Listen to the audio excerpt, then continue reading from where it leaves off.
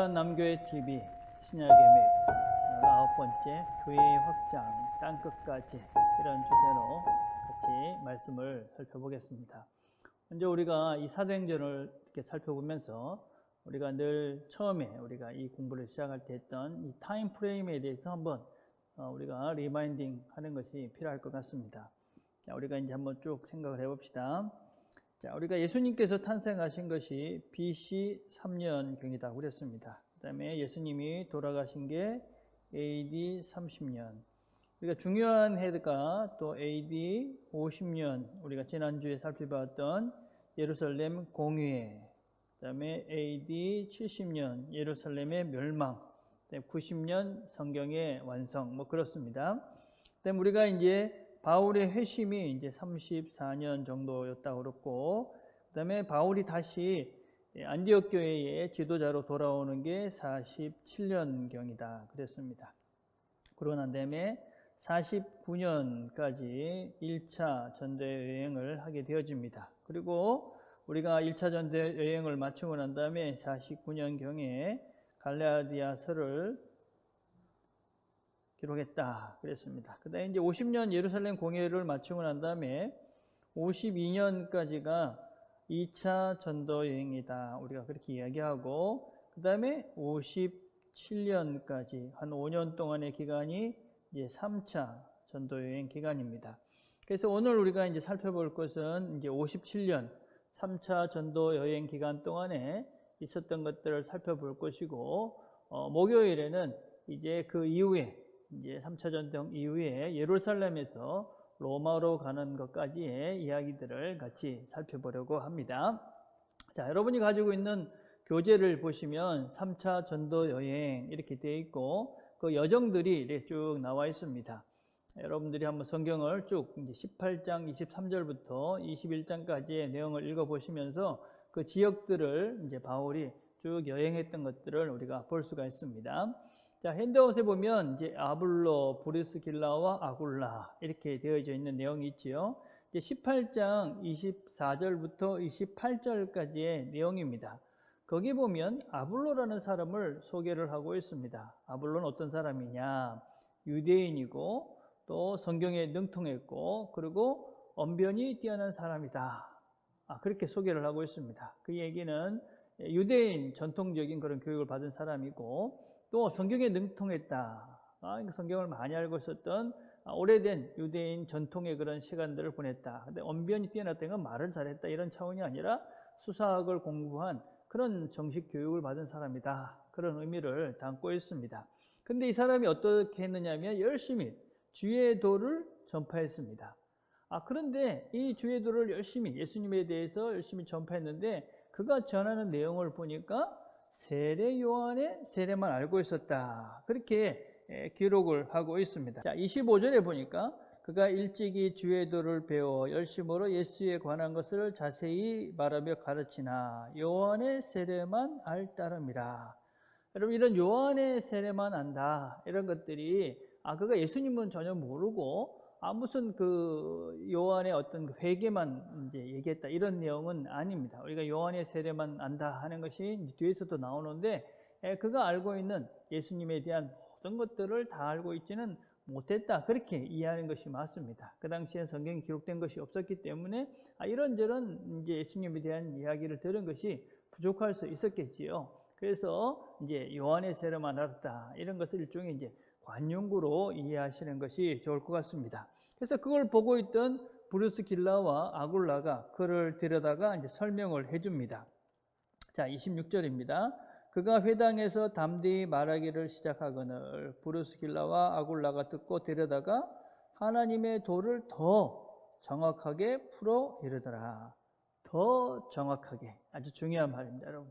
그러니까 우리가 이 아볼로가 아주 열심히 복음을 전했지만 요한의 세례만 하는 어느 면에서 좀 부족한 면이 있었던 것이죠. 그런 것들을 브리스길라와 아굴라가 데려다가 가리키는 것입니다. 여러분, 아볼라는 나중에 우리가 이제 그 고린도 전서를 보면 아볼로파가 있을 정도로 아주 잘 가르쳤던 좋은 교사였습니다. 그럼에도 불구하고 그는 또 수사학을 공부했고 또 그 다음에 언변도 좋았고 성경도 많이 알고 그럼에도 불구하고 여전히 그는 배움이 필요했고 브루스 길라와 아굴라를 통해서 그가 배워가고 있었다. 이런 것들을 보여주고 있는 것이죠. 그래서 우리가 이런 것들을 굳이 기록한 이유는 무엇일까요? 여전히 우리에게는 배움이 필요하고 이런 아굴라 같은 사람도 이렇게 배움에 계속적인 전진을 이루어가고 있다. 그런 걸 우리에게 보여주고 있는 것이지요. 자, 그 다음에 이제 3번은 이제 에베소의 오순절입니다. 여러분 19장에 가보시면 19장 이제 2절부터 한번 봅시다. 자, 우리가 이제 거기에 에베소에 와서 어떤 제자들을 만납니다. 이제 바울이 제자를 만나죠. 여기서 제자라는 것은 그냥 제자가 아니라 예수님의 제자들을 이야기합니다. 거기서 제자라는 표현은 무슨 뭐 엉뚱한 사람의 제자가 아니라 예수님의 제자입니다. 자, 그런데 2절 19장 2절을 보니까 너희가 믿을 때에 성령을 받았느냐 이르되 아니라 우리는 성령이 계심도 듣지 못하였느라. 그러니까 바울이 이르되 그러면 너희가 무슨 세례를 받았냐 대답하되 요한의 세례니라. 그래서 요한의 세례, 그러니까 어떤 면에서는 아직까지 성령이 그들에게 가시적으로 임한 것들을 몰랐다. 성령이 어떤 분인지 몰랐다. 그런 얘기를 하는 겁니다. 그러니까 이제 바울이 안수를 하니까 성령이 그들에게 임하고 방언도 하고 예언도 했다. 모두 12사람쯤 되었다. 의도가 있는 것이죠. 그죠? 12사람. 이런 건 의도가 있는 것입니다. 자, 그래서 우리가 이제 그 밑에 보면 존재와 임재. 이렇게 이제 제가 그 핸드아웃에 여러분 교재에 있는데 존재라는 것은 무엇입니까? 있는 것이죠. 임재는 무엇입니까? 나한테 임하는 것입니다. 이건 아주 이제 다른 것이죠. 이제 성령께서 계시는 것을 우리가 이제 알죠. 존재입니다. 임재는 그분이 나한테 임하는 것이 임재입니다. 그래서 이 초대교회에서는 이런 현상들이 많이 나타납니다. 왜 그럴까요, 여러분? 성령에 대해서 그들은 잘 몰랐던 것입니다. 존재는 알았는데 그분이 어떤 분인지 구체적으로 그들이 몰랐기 때문에 성령이 가시적으로 그들에게 임한 것이죠. 그래서 존재라는 것은 그냥 막연한 어떤 추상적인 것을 있지만 임재는 실제적인 내 삶 속에 들어와서 함께하는 것을 의미합니다. 그래서 여러분 우리가 신앙인이라는 것은 그냥 존재의 인식으로 끝나서는 안 되는 것이죠. 임재함으로 함께 활동하는 이것이 이제 온전한 신앙이죠. 그래서 내가 존재하는 것만 아는가 아니면 임재한 하나님을 아는가? 구분하는 것은 간단합니다. 여러분이 실제적으로 내 삶 속에서 성령님이 내 삶을 인도해 가시고 내가 성령에 따라서 움직여가는가 행동하는가 이런 걸 보면 내가 존재만 아는 그런 사람인가 신앙인인가 아니면 임재 가운데 하나님과 함께하는 존재인가 이런 것들을 우리가 깨달아갈 수가 있는 것이지요. 자, 그 밑에 보면 방언과 또 예언 이렇게 되어 있습니다. 오순절 이 에베소 이때의 이 사건을 오순절, 에베소의 오순절이다 이런 표현도 합니다. 본문을 보니까 방언도 하고 예언도 했다. 자, 그런데 우리 이 본문을 이해하면서 이런 현상들이 모든 믿는 사람들에게 일어나야 되고 또 이런 현상이 없는 것은 온전한 신앙이 아니다. 뭐 이렇게 이야기하시던 옛날에 이제 그런 분들이 계셨죠. 근데 그런 것은 이제 옳지 않은 것입니다. 여러분 이 사도행전에 나타난 이런 그 방언은 그냥 우리가 지금 이해할 수 없는로 말하는 그런 방언이 아닙니다. 이건 다 언어입니다. 그래서 이해할 수 있는 언어. 그래서 우리가 이제 고넬료도 마찬가지고 뭐 오순절도 마찬가지고 오늘 본문에도 보면 방언도 하고 예언도 했다. 이 방언을 하면서 예언을 한 것입니다. 그러니까 사람들이 그게 무슨 말인지 알아들은 것이죠.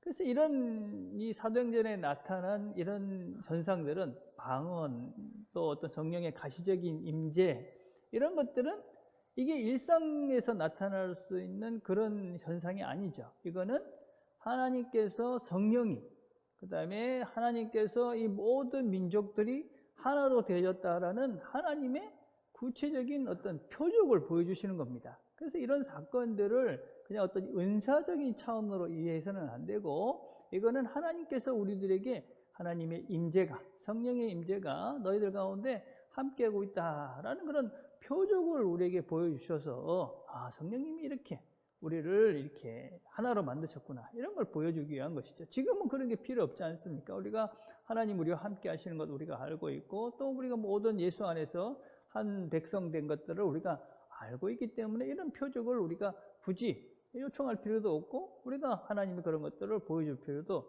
없는 것이죠. 그래서 우리가 이 방언과 이 예언을 이해하는 이런 생각들을 이제 우리가 좀 잘 정리할 필요가 있습니다. 그래서 뭐 방언을 해야 구원을 받는다, 아니면 방언을 해야 성령이 임한 증거다, 이미 이런 것들은 우리가 정리가 됐죠. 만약에 그게 정말 우리 구원의 절대적인 요소라면 예수님이 말씀하셨겠죠. 또 다른 서신서에서도 방언을 해야 된다 이렇게 말씀하셨겠죠. 그렇지만 이 방언에 대해서 이야기하고 있는 것은 사도행전에 나타났던 이런 기적적인 표적의 현상으로 나타나고, 그 다음에 이 고린도 교회에서만 나타납니다. 이제 우리가 좀 이따 고린도 교회를 살펴볼 것이지만 아주 영적으로 좀 이렇게 혼란스러웠던 그 지역이었잖아요. 그곳에서 있었던 그 은사적인 측면에서의 그런 방언이 언급되고 있을 뿐, 이것이 특별한 성령의 현상으로 이해하는 것은 옳지 않다.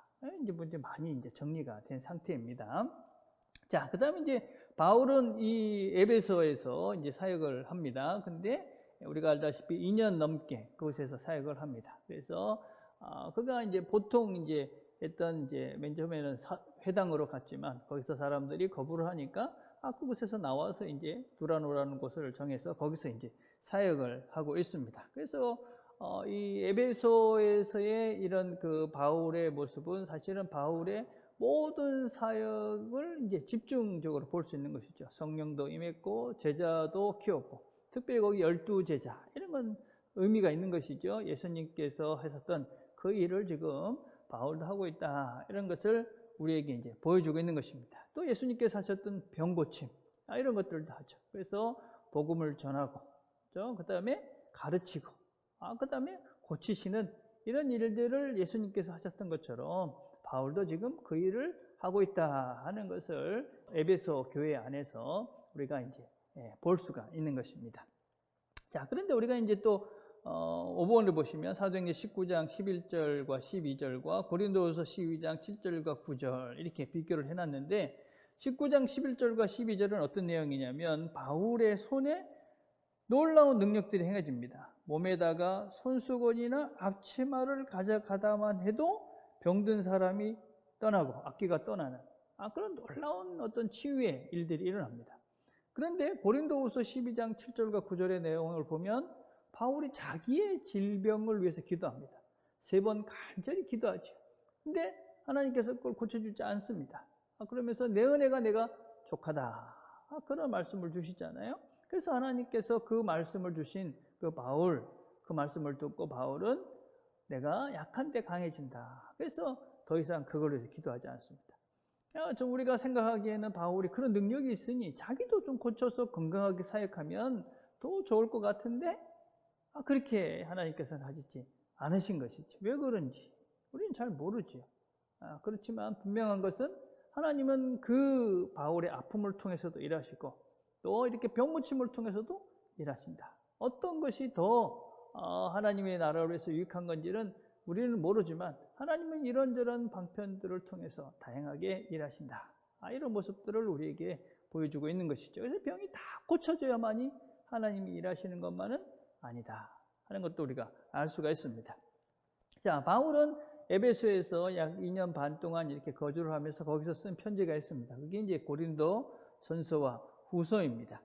여러분, 이제 고린도 교회는 바울이 2차 전도 여행을 하면서 거기서 약 1년 반 거주를 하면서 거기서 이제 복음을 전하면서 이제 교육을 하면서 이렇게 제자들을 키워갔던 곳이 이제 고린도 교회입니다.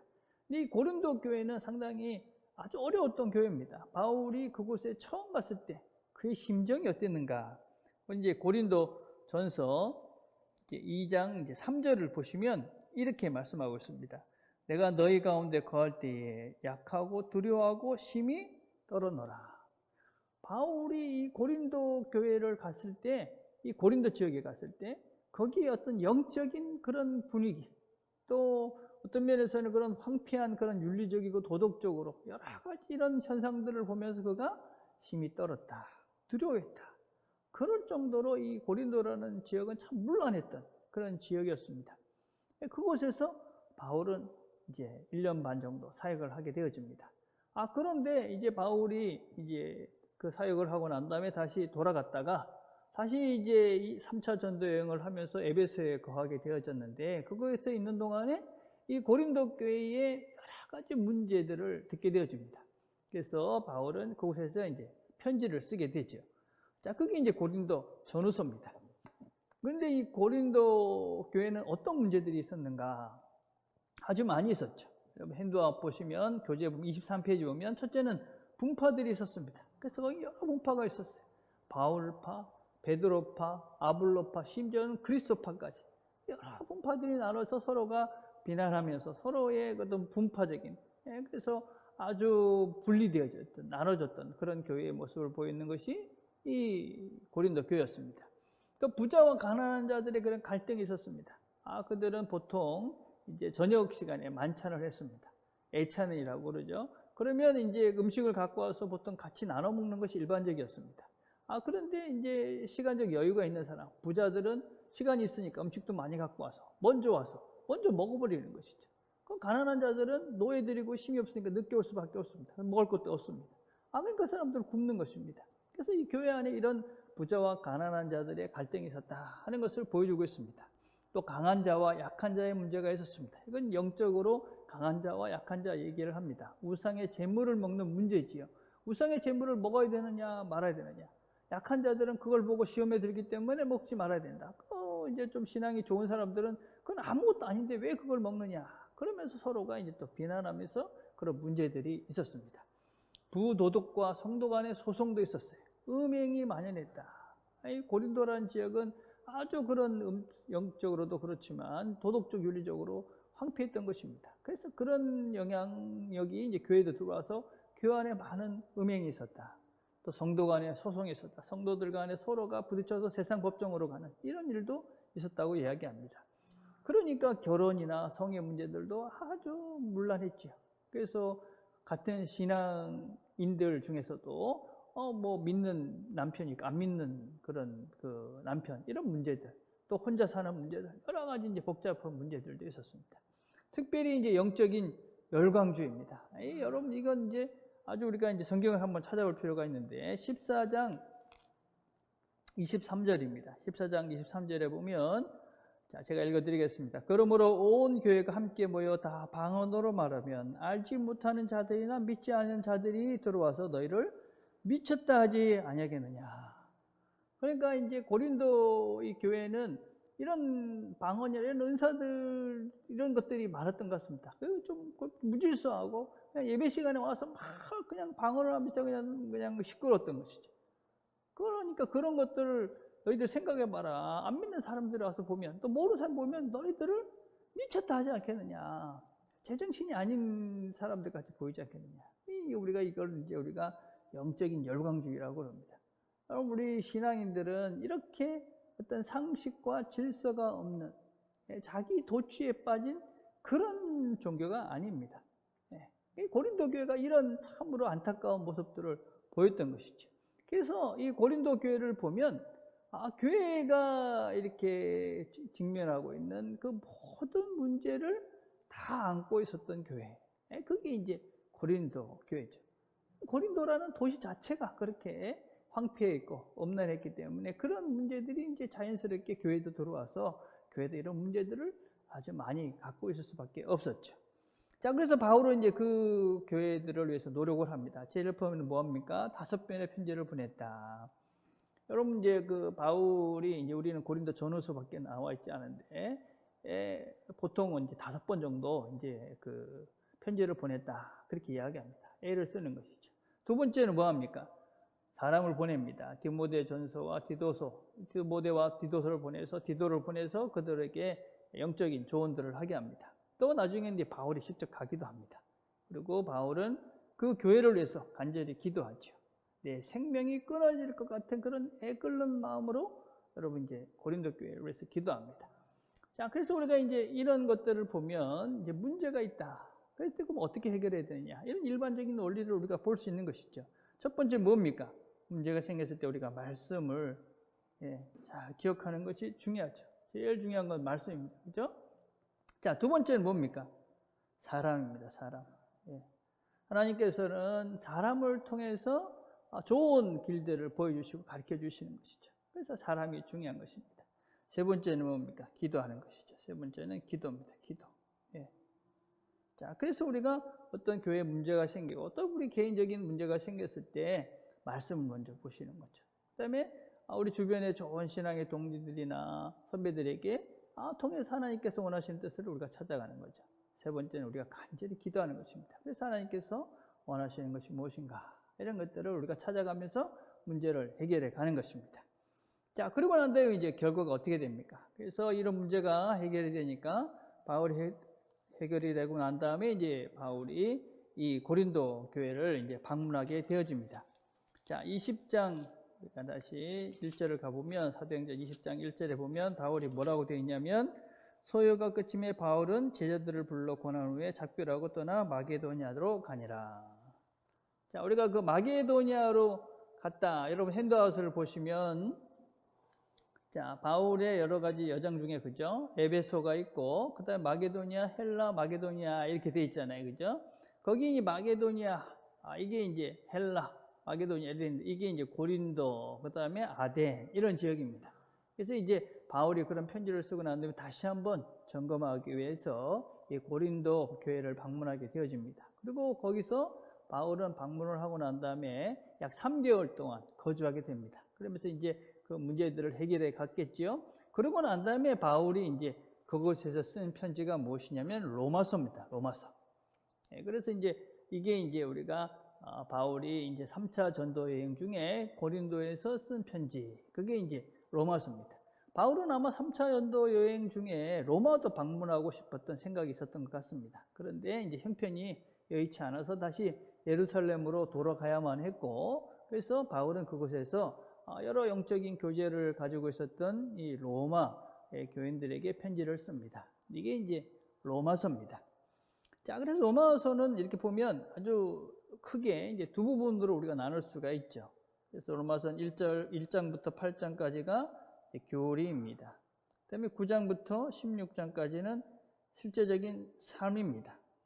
자, 이거는 이제 우리가 아주 기본적인 우리의 어떤 신앙의 이제 어떤 근간이죠. 그래서 이제 우리 삶에 있어서 교리가 필요하죠. 교리라는 건 삶의 원리입니다. 어떻게 살아야 되는가, 하나님 말씀의 원리가 뭔가, 이걸 이제 우리가 배우고, 그리고 그것으로 끝나면 되는 것이 아니라, 그럼 어떻게 살 것인가 하는 그런 삶이 필요한 것이죠. 여러분, 이 삶이 바르게 되기 위해서 바른 원리들이 있어야 됩니다. 그래서 원리를 배우는 게 정말 중요합니다. 근데 이 원리만 배워서는 또 안 되는 것이죠. 원리만 아는 것은 무슨 의미가 있을까요? 그것은 이제 삶을 위한 것입니다. 그래서 이 교리와 삶, 모든 성경이 대부분 이제 그렇게 되어 있죠. 에베소서도 마찬가지고, 그죠? 처음에는 이제 이 성경적 원리들을 설명합니다. 그리고 실제적으로 너희들이 이렇게 살아야 된다, 이런 것들을 이제 성경에서는 이야기를 하고 있죠. 그래서 교리와 삶은 하나가 되어져 가야 합니다. 자, 우리가 이제 로마서는 우리가 시간 있을 때 우리가 자세하게 공부를 해갈 것입니다. 근데 오늘은 이제 우리가 로마서의 마지막 부분인 이제 16장만 한번 우리 같이 한번 생각을 해보려고 그럽니다. 로마서 16장을 가보시면 바울이 이제 자기의 사역을 동력했던 여러 사람들을 소개하고 있습니다. 26명, 27명 정도의 사람들을 이렇게 소개를 하고 있는데, 그 사람들 중에 몇 명을 한번 살펴보려고 합니다. 제일 처음에 바울이 소개하고 있는 사람은 16장 1절인데, 내가 겐드레 교회의 일꾼으로 있는 우리 자매 베베를 너에게 추천하노라. 그래서 이제 베베라는 사람을 제일 먼저 이야기를 하고 있습니다. 베베. 그럼 베베를 일꾼, 옛날에는 집사라고 그랬는데 그건 잘못된 번역이라고 할 수 있습니다. 그때까지는 집사라는 직분이 교회 내에 있었을 가능성이 별로 없습니다. 그래서 베베는 일꾼이다, 이렇게 이제 번역하는 것이 옳은 번역이고, 그리고 이 베베를 소개할 때 여러분 2장 16장 2절을 보시면 나의 보호자가 되었음이라, 이렇게 설명하고 있죠. 그죠? 보호자. 보호자라고 되어 있는데, 이거는 이제 영어로는 페트론입니다. 페트론이라는 말은 이렇게 이제 보호자 뭐 이런 뜻도 있지만, 사실은 더 후원자라는 뜻이 훨씬 더 이제 더 많습니다. 그래서 바울의 후원자였다. 바울의 사역에 아마 지대한 영향을 했겠죠. 그러니까 바울이 이제 소개를 하면서 제일 먼저 이 베베를 소개했던 것으로 볼 수가 있습니다. 그래서 바울이 어떤 면에서는 이 동역자들을 소개하면서 이 여자 성도였던 베베를 제일 먼저 언급한 데는 의미가 있지 않나. 그래서 우리가 이 바울이 소개하고 있는 이 27명들 중에 상당히 7명, 8명 정도가 여성들입니다. 한번 살펴보면, 자, 여러분 이제 1절에 베베가 있고 3절에 가면 너희는 그리스도 예수 안에서 나의 동역자들인 브리스기아와 아골라에게 문안하라. 브리스가라고 되어 있지만 이 브리스길라를 말합니다. 여러분 브리스길라는 여자잖아요. 아골라가 남자인데 보통은 아골라와 브리스길라 이런데 의도적으로 이제 이 브리스길라를 앞에다 넣은 것이죠. 여성 지도력이 있었다 하는 것을 이제 의도적으로 보여주고 있는 것입니다. 자, 그 다음에 이제 6절에 가면 이제 마리아, 이제 전형적인 여성이잖아요. 그죠? 그 다음에 이제 7절에 보면 유니아, 이런 사람들도 여성입니다. 8절에 가면 암블리아, 이 암블리아는 특별히 이제 황실에 있는 여인이다. 이렇게 보통 우리가 설명을 합니다. 자, 그리고 이제 뒤에 가면 헤로디온, 뭐 이런 사람들, 그 다음에 이제 12절에 두르베나와 두르보사, 이런 자매, 그 다음에 13절에 보면 루포와 그의 어머니. 여러분 루포는 누구냐면은 예수님께서 십자가를 지고 가실 때 대신 지었던 구레네 시몬의 아들입니다. 아마 구레네 시몬과 바울은 교제가 있었던 것 같고 아마 그 부인을 바울이 이제 여러 가지 형편들 속에서 교제를 했었고 뭐 당연하지 않겠습니까? 그 당시의 상황이 궁금했을 것이고 바울은 당연히 구레네 시몬에게 이제 그런 것들을 알아볼 수 있는 기회가 생겼던 것 같습니다. 그렇죠? 그리고 이제 자연스럽게 바울의 동역자로 여기서 이제 소개를 하고 있죠. 그래서 이 바울의 동역자들을 소개를 하고 있는 이 장면을 보면 한 3분의 1 정도가 여성들입니다. 여러분 그 당시에 이런 환경들을 봤을 때 이 여성들이 이렇게 많이 언급되고 있던 것은 바울이 참으로 의도적인 것이 있다. 예. 그리고 이 바울의 어떤 동역자들을 이렇게 살펴보면 아까도 얘기했던 황실에 있는 사람들도 있고 비즈니스를 하시는 분들도 있고 또 어떤 면에서 텐트 메이커 하시는 분들도 있고 그리고 또 많은 종들도 있습니다. 그리고 이제 헬라인도 있고 로마인도 있고 유대인도 있고 다양한 계층의 사람들이 함께 어우러져서 바울의 사역을 동력했다 하는 것을 우리가 볼 수가 있습니다. 여러분 이게 그냥 우리가 지금 당연한 것 같이 우리가 받아들일 수 있지만 그 당시의 상황을 보면 이것이 얼마나 대단한 일인지 우리가 추측해 볼 수 있습니다. 여러분 그 당시는 유대인과 이방인들만 해도 이것이 참 하나 되기가 어려웠던 시대였습니다. 그런데 그 안에 종도 있고 또 그 안에 또 주인도 있고 황실의 사람도 있고 흑인도 있고 백인도 있고 여러분 이런 여러 종류의 사람들이 함께 어우러져 있는 공동체, 그게 이제 로마 교회였다. 교회는 이제 그런 것입니다. 교회는. 여러분 교회는 특정한 사람들 많이 오는 것도 아니고 특정한 사람은 못 오는 것도 아니고 그렇죠? 교회는 모든 이런 다양한 사람들이 함께 어울려져서 하나를 이루어갈 때 하나님의 일에 함께 힘을 모아갈 때 그것이 진정한 아름다운 교회 이렇게 할 수 있는 것이죠. 오늘 이 정도 하겠습니다. 우리가 목요일에는 예루살렘에서부터 땅끝까지 로마까지 어떻게 번져가는가 하는 내용들을 같이 살펴보려 합니다. 기도하겠습니다. 하나님 아버지 감사합니다. 오늘도 저희들이 함께 말씀을 나눴습니다. 복음이 어떻게 확장되어지며 그 복음 가운데 일했던 사람들이 어떤 사람인지 살펴보았습니다. 우리도 우리 주변에 하나님께서 허락하신 사람들과 함께 마음을 모아 하나님 원하시는 일들, 하나됨의 일들을 잘 감당해가는 우리 모두가 되도록 은혜를 베풀어 주옵소서. 예수님의 이름으로 기도드립니다. 아멘.